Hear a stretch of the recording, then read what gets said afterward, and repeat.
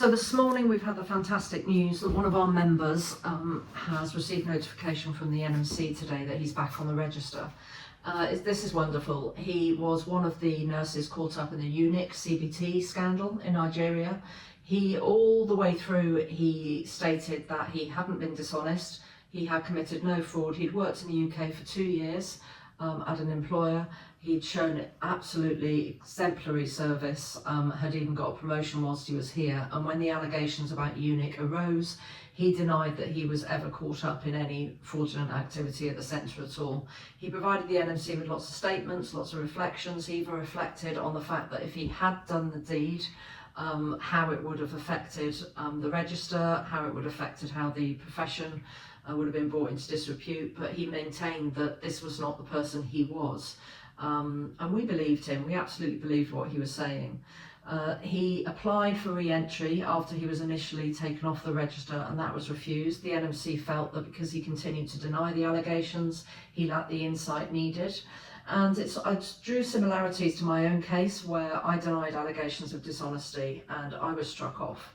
And it came to me that in the 7-8 years since my case, have we really come that much further? Here was a chap that denied the dishonesty, that said that he had honestly come to the UK, taken his exams in his own country, passed them because they're quite frankly really easy exams to pass.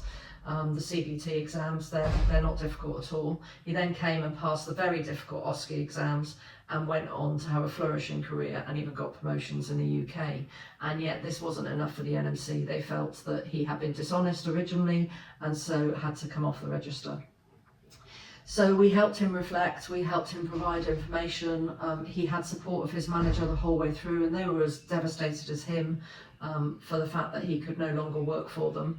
And he's been working in a non-clinical job in a call centre basically ever since, just so that he can earn enough money to survive in the UK.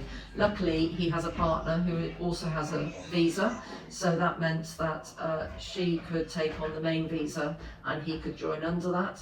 A lot of people in this situation have had to leave the country because their visas have not been valid, so they haven't been able to remain. So it's had a devastating impact, and here we are 8 months down the line. He's potentially able to go back to the job he had before, pick up where he left off, but obviously he's had eight months of trauma waiting for this to occur. We're really pleased that the NMC have reviewed their decision, but we hope that there is some proper learning internally on how all of the Yunnik cases have been dealt with and the impact that they've had on the registrants that, quite frankly, didn't do anything wrong.